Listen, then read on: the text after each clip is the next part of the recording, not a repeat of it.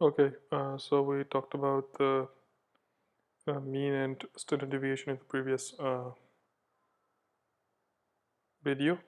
Uh, अब थोड़े से जो पैरामीटर्स हैं वो और जो इसमें करने वाले हैं वो दो तीन मैं आपको बता दूं। उसमें एक है coefficient of variation. Coefficient of variation जो है एक ऐसा कोफिशिएंट है जो कि वेरिएशन के ऊपर डिपेंड करता है, यानी कि डाटा के अंदर वेरिएशन ज़्यादा तो कोफिशिएंट ऑफ वेरिएशन भी ज़्यादा होगा। ठीक है, वो कैसे आता है? आपको कोफिशिएंट ऑफ वेरिएशन CV से आप रिप्रेजेंट करते हो, और इसको आप फाइंड कैसे करते हो? It's a ratio between standard deviation and mean. ये जो एक्स बार है ना, ये मीन को शो करवाता है। यानी कि किसी भी डेटा की आप स्टैंडर्ड डिविएशन को उसके मीन से डिवाइड कर दोगे तो आपके पास क्या आ जाएगा? कोफिशिएंट ऑफ वेरिएशन आ जाएगा। उसके बाद कोफिशिएंट ऑफ स्क्यूनेस। अभी मैं इसको एक्सप्लेन नहीं करूंगा, मैं इसको नेक्स्ट स्लाइड के अंदर एक्सप्लेन करूंगा। अभी जस्ट आपने इसको सुनना है कि जो कोफिशिएंट एक तो है वेरिएशन और दूसरा कौन सा है? स्क्यूनेस। उसका फॉर्मूला जो है आगे ये गिवन है आपके पास, n/n-1 इंटू n-2। फिर आगे वही चीज़ कि sigma of X cube over N, यानी कि एक्स क्यूब ओवर एन जितनी वैल्यूज हों डेटा की उनका सिग्मा निकाल लो, -3 इंटू मीन, डेटा का मीन आ गया। फिर सिग्मा ऑफ एक्स का स्केयर यानी कि वैल्यू का स्केयर डिवाइडेड बाय एन, यानी कि आप वैल्यू का स्केयर लो, उसको एन से डिवाइड करो और फिर उसका सिग्मा लो। ठीक है, प्लस 2 इंटू मीन का cube divided by standard deviation का क्यूब। इसको याद करने की ज़रूरत बिल्कुल भी नहीं है। ठीक है, अगर मैंने पेपर में इसके बारे में पूछा तो ये फॉर्मूला जो है ये गिवन होगा। ठीक हो गया। अच्छा, तो ये है 4 पैरामीटर्स जो कि आपने इनको जो है वो समझना है, और इनको स्क्यूनेस के बारे में मैंने भी एक्सप्लेन नहीं किया। 3 को मैंने एक्सप्लेन कर दिया है, इनमें से स्टैंडर्ड डिविएशन है, उसके बाद मीन है, और फिर जो है कोफिशिएंट ऑफ वेरिएशन है। कोफिशिएंट ऑफ वेरिएशन और स्टैंडर्ड डिविएशन ऑलमोस्ट एक ही बात है। जस्ट होता क्या है कि स्टैंडर्ड डिविएशन को अगर जो है ना मीन से डिवाइड कर दो तो अपने आप जो है क्या आ जाती है? कोफिशिएंट ऑफ वेरिएशन आ जाता होता है। ठीक है। अच्छा, अब जो स्क्यूनेस है, मुझे उसको जो है बेसिकली डिफाइन करना है कि ये जो कोफिशिएंट ऑफ स्क्यूनेस है ये क्या होता है। इसको डिस्कस करने से पहले मैं आपको बताना चाहूँगा कि स्क्यूनेस इटसेल्फ क्या होती है। देखो बच्चे, जो स्क्यूनेस होती है ना, ये होता है कि आपका डेटा जो है वो उसके मीन में और उसके मॉड में कितना फ़र्क है। ठीक है, मैं दोबारा इस बात को बोलता हूँ कि डेटे के मीन में और डेटे के मॉड में कितना फ़र्क है, ये बेसिकली जो है ना वो स्क्यूनेस जो है उसको डिफाइन करेगा। ठीक हो गया। अच्छा, अब एक चीज़ तो ये समझना बहुत ज़रूरी है इसके अंदर कि देखो, जो मीन है हमने उसको तो पढ़ा हुआ। ठीक हो गया। हमें मॉड का नहीं पता कि जो मॉड है ये क्या होता है। कईयों को शायद इसको जो है ना पता भी हो इस बात का कि जो मॉड होती है ये बेसिकली, मैं उसको एक्सप्लेन नहीं करूँगा। जस्ट मुझे पता है आप लोगों ने से मेजॉरिटी जो है ना उन्होंने पढ़ा हुआ है इसको मॉड को। जस्ट बताने की कोई ज़रूरत है कि ये कौन सी वैल्यू है। ये वो वैल्यू है जो डाटे के अंदर सबसे ज़्यादा बार रिपीट होती है। मतलब मैं इसको लिख नहीं रहा हूँ, सिंपल मुझे पता है आपको कि जिन लोगों को नहीं पता वो याद आ गया होगा जो मैंने बोल दिया कि डाटा के अंदर जो है वो जो वैल्यू सबसे ज़्यादा रिपीट हो वो क्या होती है, वो उसका जो है ना वो मॉड होता है। अच्छा, जिस डाटे का मीन और मॉड इक्वल हो ना, वो जैसे ये देखो ग्रीन कर्व का इक्वल है, तो ग्रीन कर्व जो है बिल्कुल सिमेट्रिकल जो है ना तरीके से स्कैटर्ड होगी अराउंड दैट वैल्यू। देखो, एग्जैक्टली जो लेफ्ट लिम्ब है वो राइट लिम्ब जो है वो एग्जैक्टली जो है वो एक ही जितना है, और वो बड़ा अराउंड द पीक जो है वो बड़ी खूबसूरत तरीके से जो है ना एक सिमेट्रिकल मेथड से जो है उसको ओरिएंटेट किया हुआ। वेयर एज ये जो ब्लू है, ब्लू जो कर्व है, इसे हम बोलते हैं कि ये पॉजिटिव स्क्यूड है। ये कर्व कौन सी स्क्यूड है? ये पॉजिटिव स्क्यूड है, या इसको राइट स्क्यूड भी बोलते हैं। अच्छा, ये क्या होता है? ये वो होती है, ये वो चीज़ है जब आपका मीन जो है वो ज़्यादा हो जाए आपके मॉड से। मैं दोबारा उस पर आता हूँ। जब आपका मीन जो है ज़्यादा हो जाए आपके मॉड से तो क्या होता है कि जो आपकी टेल होती है ना कर्व की, या जो राइट लिम्ब होती है वो ज़्यादा लंबी होती है as compare to left limb. ठीक है, इसके पीछे प्रॉपर एक साइंस है, मैं उसमें एक्सप्लेन इसको नहीं करूँगा इसके अंदर। हम जब न्यूमेरिकल सॉल्व करेंगे तो I will definitely explain it कि ये क्यों होता है। क्योंकि उसको डाटा को स्टडी करने की ज़रूरत है, लेकिन आपने ये बात याद रखनी है। अगर मैं भूल जाऊँ तो मुझे आपने याद करवानी है कि जी आपने बताना है हमें कि पॉजिटिव जो स्क्यूड है ये क्यों होती है, मतलब कि मैं बता तो दिया कि क्यों होती है, लेकिन इसको जो है एक शो करवाना है आपने, मतलब कि प्रूव करना है एक तरह से कि क्या वाकई ऐसा होता है कि पॉजिटिव स्क्यूड जो है या राइट स्क्यूड जो है ये वो होती है जिसके अंदर उसका जो मीन है वो एक्सीड कर जाए मॉड से। और जब उल्ट काम हो, जब आपका मीन लेस हो मॉड से, तो फिर क्या होता है कि आपकी जो लेफ्ट लिम्ब होती है वो ज़्यादा लंबी हो जाती है एज़ कम्पेयर टू आपकी राइट लिम्ब के। ठीक है, तो ये तब होता है जिसको बोलते हैं नेगेटिव स्क्यूड और लेफ्ट स्क्यूड कर्व होती है ये वाली। ठीक है, इस कर्व ये कर्व कब बनती है, जब रेनफॉल वैल्यू का मीन या रन ऑफ की वैल्यू का मीन उसके मॉड से कम हो, तो ये तब जो है ये होता है। मैं इसको एग्जैक्टली एक्सप्लेन भी करूँगा जब हम न्यूमेरिकल सॉल्व करेंगे। ठीक है, लेकिन अभी तक के लिए मुझे उम्मीद है कि ये चीज़ क्लैरिफाइड होगी आपको कि ये क्या होता है। सिंपल एक चीज़ है कि अगर आपकी जो कर्व जो है वो सिमेट्रिकली अरेंज्ड है, कोई बोले ना बोले, कोई आपको कहे कि जनाब के ये जो है ना ये इसका मीन और मॉड इक्वल है, जस्ट आप देख के भी इसको शो करवा सकते हो कि इसका मीन और मॉड इक्वल है, ये ना भी लिखा हो तो खैर है। ठीक है, इसका मीन और मॉड इक्वल है, जो जो ये जो राइट स्क्यूड है इसका मीन जो है बड़ा है एज़ कम्पेयर टू इसके मॉड के, और ये लेफ्ट जो है इसका मीन छोटा है एज़ कम्पेयर टू इसके मॉड के। सिंपल ही चीज़ है। और ये स्क्यूनेस जो है ये फाइंड करनी है, कोएफिशिएंट ऑफ स्क्यूनेस, तो ये उसका तरीक़ेकार है कि आप किस तरीके से जो है वो उसके कोएफिशिएंट को फाइंड करते हो स्क्यूनेस के।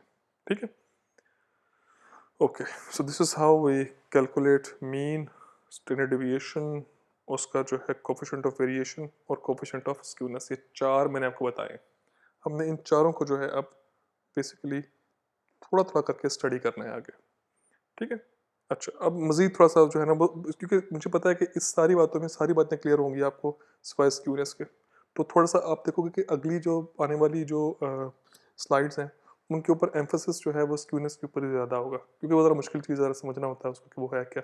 तो जिन्होंने स्टैट स्टैट अच्छी पढ़ी है ना उनको तो पता होगा इस बात का, लेकिन अगर आपके कोर्स में अभी तक आप लोगों ने स्टैट नहीं पढ़ी हुई तो फिर जो है वो इशू है। तो लेकिन हमने उसको एड्रेस किया हुआ है कि अगले आने वाली स्लाइड्स जो है उसमें ज़्यादा एम्फोसिस जो है वो स्क्यूनेस के ऊपर ही किया गया। Okay, determination of plotting position and plotting of data. अच्छा, आई नो कि मेरी अभी जो है ना वो जो मैंने बताया है जितना अभी अभी रिकॉर्डिंग जो है इतनी ज़्यादा नहीं हुई है, तो थोड़ा सा मैं जो है इसमें एक्सप्लेन करूँगा एक दो बातें, और फिर मैं जब रिकॉर्डिंग 10 मिनट से ऊपर हो जाएगी, 15 मिनट जितनी हो जाएगी, तो फिर मैं इसको बंद करके नहीं पे रिकॉर्ड करूँगा। फिलहाल देखो, उसने दिया हुआ है यहाँ पे, इसमें हमें डिटर्मिन करना है कि प्लॉटिंग पोजीशन के बारे में स्टडी करना है और प्लॉटिंग ऑफ डेटा के बारे में स्टडी करना है। ठीक है, ये है क्या, मैं इसको अभी जो है ना प्रूफ शो करवाता हूँ आपको। मेरा ख्याल है कि आपकी जो आपके सामने जो अभी इस टाइम जो चल रही है ना, जो मेरा एरिया है रिकॉर्डिंग का, उसमें इस जो है फिगर की जो आपकी टाइम एक्सिस है वो नहीं आ रही है। ये वाई तो आ रही होगी लेकिन एक्स नहीं आ रही होगी, एक्स के ऊपर टाइम लिखा हुआ है। ठीक है, अच्छा ये जो बेसिकली प्लॉट है ये टाइम और मैग्नीट्यूड के बीच में है। ठीक हो गया। अच्छा, पहले मैं इस ए वाली को शो करवाऊँ।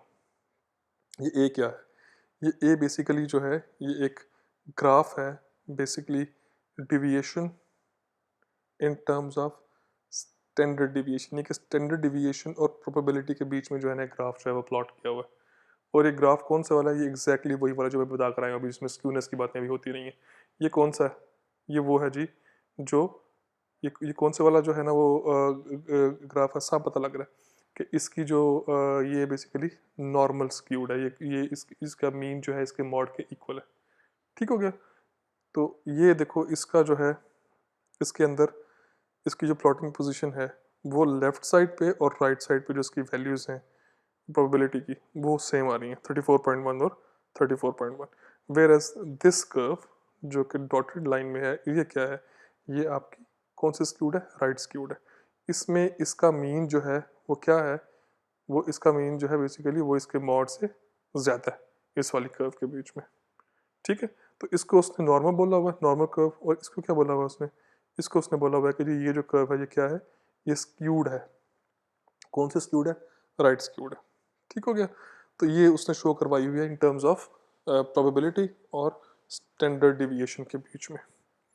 अच्छा, अब इसमें जो असल जो चीज़ देखने वाली है ना, वो है चीज़ नीचे वाला ग्राफ, जिसमें बेसिकली आपकी टाइम एक्सिस मैंने जो है ना वो, चूँकि रिकॉर्डिंग एरिया थोड़ा किया हुआ है तो उसके अंदर जो है ना वो कटी हुई है। लेकिन आपके पास चूँकि स्लाइड मिलेंगी आपको, तो आप देखेंगे कि आपकी जो ये नीचे है ना, ये टाइम एक्सिस है। टाइम एक्सिस से लेके इस पॉइंट, ये जो डाटा वाला पॉइंट है, इस तक का डिस्टेंस जो है आपने एक्स सी शो करवाया हुआ। ठीक है, ये है एक्स सी। अब ये जो डॉट लाइन, ये मैं फिगर अब एक्सप्लेन करना स्टार्ट करने लगा हूँ। एक्स एक्सिस पे टाइम है, वाई एक्सिस पे क्या है, मैग्नीट्यूड है। किसका मैग्नीट्यूड है? रेनफॉल का भी हो सकता है और साथ में रन ऑफ का भी हो सकता है। अच्छा, अब इस डेटा का जब आपने मीन निकालना है ना, तो इसका मीन जो है वो क्या है, वो ये लाइन शो करवा रही है। ठीक है, यानी कि इन सारों को अगर आप एवरेज निकालोगे तो एवरेज की वेरी वैल्यू जो आएगी ना, वो इस लाइन के ऊपर है। ठीक है, यानी कि ये लाइन जो है ये इन पॉइंट्स का सबका एवरेज शो करवाती है। ठीक हो गया। अच्छा, अब ये कोई पॉइंट इसमें से कोई डाटा पॉइंट ले लिया आपने, बिल्कुल से मैंने जैसे उसने बुक पर लिया हुआ, तो मैं वही वाला पॉइंट ले लूँगा कि ये वाला पॉइंट है। इसका डिस्टेंस जो है मीन से, वो क्या है, वो बेसिकली स्टैंडर्ड डिविएशन है। और वो शो मैंने किससे करवाई हुई है? डेल्टा एक्स से। ठीक है, मीन से डिस्टेंस जो है वो क्या है, स्टैंडर्ड डिविएशन है, और उसको हमने शो किससे करवाया हुआ, डेल्टा एक्स से। अच्छा, अब जो वैल्यू है इस पॉइंट पे रेनफॉल की, उसको हमने शो करवाया है एक्स सी से। यानी कि इसका जो इवेंट का मैग्नीट्यूड है वो क्या है, कितना है, वो जितना है। ठीक है, वाई एक्सिस की वैल्यू पढ़ेंगे हम तो इतना आएगा। ऐसा ही है ना जी। मैं इसको पेन से ज़रा शो भी करवा दूँ, एक सेकेंड। देखें, ये पॉइंट है ना, कोई आपसे पूछे इस पर कितनी रेनफॉल की वैल्यू है, आपने बोलना है कि जी इतनी रेनफॉल की वैल्यू है। जो इसके दोनों के बीच में डिस्टेंस है वो क्या है, स्टैंडर्ड डिविएशन है, और आपने इसको किससे शो करवाया हुआ है, डेल्टा एक्स से। अच्छा, अब क्या है कि मुझे अगर एक्स सी फाइंड करना हो, यानी कि अपने डेटे, मतलब मेरे डेटा पॉइंट है ये वाला जहाँ पे वैल्यू एक्स सी है।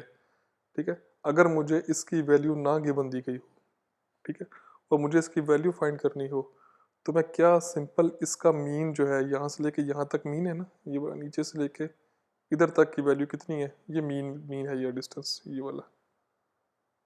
ठीक है, ये मीन डिस्टेंस है, और हम इसको हमेशा मीन को जो है ना अपने कोर्स के अंदर, वैसे भी स्टैट के अंदर भी, हम उसको हमेशा जो है ना एक्स बार से शो करवाते हैं, यानी कि एक्स के ऊपर बार लगी हो ना, वो बेसिकली मीन है। तो ये मीना हो गया, और इसके अंदर ऐड कर दिया किसको, डेल्टा एक्स को। तो ये आपकी जो है ना वो वैल्यू ऑफ एक्स सी निकल आती है। ठीक हो गया। So this is how you calculate the value of X C. अब इसी तरह अगर मेरे पास जो है ना वो ये वाला पॉइंट है, अभी तो ये ऊपर था ना, मीन के ऊपर पॉइंट था, बिल फर्ज ये होता, तो फिर क्या होता, फिर इस पॉइंट से लेके मीन तक का डिस्टेंस क्या होता, डेल्टा एक्स। और मुझे अगर एक्स सी की वैल्यू फाइंड करनी होती तो क्या होता, एक्स बार माइनस डेल्टा एक्स। तो उस केस में जो है ना फिर ये चीज़ जो है क्या हो जाती, ये माइनस हो जाती। ठीक है, तो इसलिए उसने लिखा हुआ है कि डेल्टा एक्स में भी पॉजिटिव और negative, depending on the choice of your data point या location of your data point. अच्छा, अगली बात वो ये बोलता है, जो कि थ्योरेटिकल बात है, कहते हैं कि जो एक्स सी है ना, इसकी दो बहुत इंपॉर्टेंट प्रॉपर्टी। एक्स सी है क्या, कोई रेनफॉल या रन ऑफ का इवेंट है। तो रेनफॉल रन ऑफ इवेंट के अंदर दो चीज़ें बहुत इंपॉर्टेंट हैं, हमने पहले भी पढ़ा हुआ, और वो क्या है, एक उसमें से है कि वो मीन से कितना दूर है। ठीक है ना, देखो मीन से दूरी जितनी ज़्यादा होगी, किसी भी पॉइंट की जो है ना वो मीन से दूरी जितनी ज़्यादा होगी, हम उसको उतना ही बोलेंगे कि वो एक्सट्रीम इवेंट है। The farther a point is from the mean, more extreme it is going to be in nature। ठीक है ना, कि वो अपनी एक्सट्रीम्स, वो अपनी जो बेसिकली एक्सट्रीम वो इवेंट उतना ही ज़्यादा होगा जितना अपने मीन से दूर होगा। इसकी क्या वजह है, देखें जी, बिलफजर रेनफॉल हो। रेनफॉल जितनी ज़्यादा होती जाएगी उतना इसका नुकसान ज़्यादा है, ठीक है ना, कि तबाही मचेगी और वो लोग डूबेंगे उसके अंदर। दूसरा, अगर ये बहुत मीन से ऊपर की तरफ हो तब भी फार्दर है, और बहुत नीचे हो तब भी फार्दर है, ठीक है। जैसे ऊपर होने से, जैसे अगर रेनफॉल जो है ना वो मीन से बहुत ज़्यादा दूर हो तो हमें ख़तरा है कि सैलाब वगैरह आएंगे, लेकिन अगर बहुत करीब नीचे की तरफ भी बहुत दूर हो तो हमें ख़तरा है कि बारिश ना हुई तो सब प्यासे मर जाएंगे, ठीक है। तो इस वजह से मीन्स की जो दूरी है ना, आपने उसको बहुत गौर से क्रिटिकली जो है उसको एनालाइज करना है। ये आपने जहन में रखना है कि एक पॉइंट जितना मीन से दूर होगा ना उतना ही वो एक्सट्रीम जो है ना उसकी नेचर जो है उतनी एक्सट्रीम होनी है, चाहे वो ऊपर की तरफ हो चाहे नीचे की तरफ हो। ऐसे अगर ये फ्लो है तो फ्लो जितना दूर हो मीन से उतना ही खतरनाक है कि सैलाब आएगा, लेकिन फ्लो जितना ही जो है मीन से नीचे की तरफ भी दूर होगा तो खतरा ये है कि पानी दरियाओं में आएगा ही नहीं, और फिर जो है ना मसला बनेगा, फिर भी मसला बनेगा। जैसे रावी की मिसाल आपके सामने है, लाहौर में दरिया जो रावी है आजकल उसमें फ्लो नहीं हो रहा, ठीक है। तो आप देख लो कि उसके आसपास जो सारी इक्वेटिक लाइफ है पाकिस्तान लाहौर शहर में आसपास जितनी भी इक्वेटिक लाइफ है सब मर गई हुई है उसके पानी के ना होने की वजह से। तो दोनों साइडें जो है ना एक्सट्रीम होती हैं, तो आपने उन दोनों को जो है एनालाइज करना है। दूसरी प्रॉपर्टी क्या है, फ्रीक्वेंसी ऑफ ऑकरेंस, यानी कि उसका रिटर्न पीरियड कितना है, कि कितनी जल्दी वो इवेंट जो है वो वापस आता है। ये दो बातें जो हैं ये इवेंट की खतरनाक होने को शो करवाएंगी। अगर तो वो इवेंट से बहुत दूर है, एक्सट्रीम इन नेचर है, तो उसका फ़ौरन से बाद जो है क्या करना है, उसका रिटर्न पीरियड फाइंड करना है। ये दो बातें आपस में लिंक्ड है, ठीक है। तो एक्स सी की वैल्यू जो है, जो आपके रेनफॉल की वैल्यू जो है या रन ऑफ की वैल्यू जो है, उसका एक तो अपने क्या चेक करना है कि वो कितना मीन से दूर है, और दूसरा क्या करना है अपने फ्रीक्वेंसी ऑफ ऑकरेंस चेक करनी है। अच्छा, तो जो पहले वाली है मीन से दूरी जो है वो कहता है कि जी वो शो करवाता है क्या चीज़, स्टैंडर्ड डिविएशन, यानी कि आप स्टैंडर्ड डिविएशन फाइंड कर लो तो आप ऑटोमेटिकली जो है चेक कर सकते हो कि वो मीन से कितना दूर है। इनफैक्ट स्टैंडर्ड डिविएशन जो है होती ही मीन से दूरी है। दूसरा जो है वो क्या है, फ्रीक्वेंसी ऑफ ऑकरेंस जो है उसके लिए हम हमेशा इवेंट का फ्रीक्वेंसी फैक्टर जो है ना वो फाइंड करते हैं। यानी कि वो ये कहता है कि दो चीज़ें बहुत इंपॉर्टेंट हैं, एक क्या है कि मीन से दूरी, और दूसरा क्या है फ्रीक्वेंसी ऑफ ऑकरेंस। और अगर आपने इन दोनों को फाइंड करना है तो पहली चीज़ तो आपको क्या फाइंड करनी पड़ेगी, पहली के लिए इसके लिए आपको फाइंड करना पड़ेगा स्टैंडर्ड डिविएशन, और दूसरी के लिए फाइंड करना पड़ेगा frequency factor. Frequency factor is more और less like a return period, ठीक है। ये मतलब बिल्कुल सेम नहीं है, फ़र्क है। फ्रीक्वेंसी फैक्टर फ़र्क है, रिटर्न पीरियड जो है वो फ़र्क है, ठीक है। अभी दोनों में क्या फ़र्क है मैं एक्सप्लेन करता हूँ इसको, लेकिन दोनों में फ़र्क है, लेकिन ऑलमोस्ट जो है कॉन्सेप्ट इसका वही है। मैं इसको एक्सप्लेन करता हूँ अगली बारी जो है ना स्लाइड में जाके, ठीक है। सो मेरे ख्याल 10 मिनट से ऊपर काम हो गया तो मैं इसको स्लाइड को यहीं बंद करूँगा। इसके मुझे उम्मीद है क्लियर होगा कि इतनी मुश्किल बातें नहीं है इसके अंदर, सिंपल बातें हैं, लेकिन फिर भी नहीं होता तो आपने मुझसे इसके बारे में सवाल करना है। तो मैं नेक्स्ट जो है, जो कि हमारी शायद लास्ट स्लाइड हो आज की, सेकंड लास्ट बल्कि, तो मैं उसके बारे में मैं रिकॉर्ड करता हूँ। Stay tuned.